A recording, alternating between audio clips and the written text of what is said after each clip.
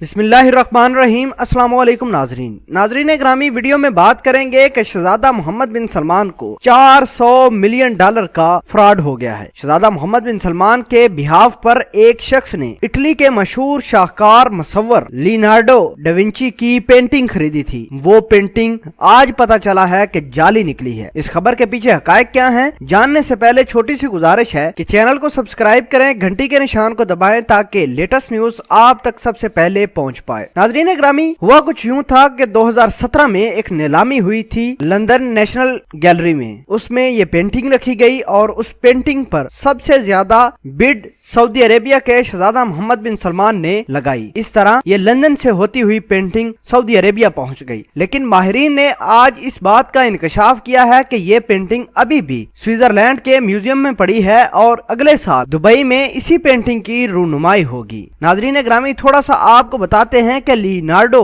Da Vinci था कौन। ये इटली का एक मुसव्वर था, बहुत बड़ा शायर, बहुत बड़ा मैथमेटिशियन, बहुत बड़ा इंजीनियर था। आप ये जानकर हैरान होंगे कि ये शख्स अल्फाज को उल्टे तरीके से भी लिख सकता था। जिस तरह आपको चीजें शीशे में नजर आती हैं उल्टे, डा विंची उल्टे अल्फाज उस वक्त लिखता था जब उसने कोई सीक्रेट लिखना होता था, सीक्रेट बात लिखनी होती थी। डा विंची के बारे में मशहूर था कि वो एक हाथ से लिखता, दूसरे हाथ से मुसव्वरी करता था। यानी डा विंची एक टाइम पर दोनों हाथों से काम ले रहा होता था। यही नहीं, डा विंची ने सबसे पहले इस दुनिया में बताया कि आसमान का रंग नीला ही क्यों होता है। इस शख्स ने राइफल का डिजाइन बनाया, मोटर कारें, पुलों की तामीर, इस तमाम तर चीजों के डिजाइन इन्होंने 14वीं सदी के आखिर में बना चुके थे। और इनकी सबसे ज्यादा और शाहकार जो थी पेंटिंग, उसका नाम था मोनालिसा। मोनालिसा दुनिया की महंगी तरीन पेंटिंग है और इसका नाम Guinness book of world record में भी शामिल है। बताया ये जा रहा है कि 770 मिलियन अमेरिकी डॉलर के इवज ये पेंटिंग नीलाम हुई। नाजरीन, अब आप सोच रहे होंगे कि सऊदी अरेबिया के शहजादा मोहम्मद बिन सलमान के बिहाफ पर इतने पैसे इस पेंटिंग को खरीदने के लिए क्यों लगाए गए। आपको पता है कि जब बड़े बड़े रईस सऊदी अरेबिया की शाही फैमिली या दूसरे अरब ममालिक की शाही फैमिली आपस में बैठते हैं तो इनकी बिड्स बहुत ज्यादा हाई होती हैं। यही वजह थी कि लंदन नेशनल गैलरी में कतर के भी लोग मौजूद थे, कतर के रईस मौजूद थे। उन्होंने भी बिड लगाना शुरू कर दिया और सऊदी अरेबिया के शहजादे आखिर में बिड में कामयाब हो जाते हैं और उन्होंने पहले 370 मिलियन डॉलर और फिर उस बिड को बढ़ाकर 400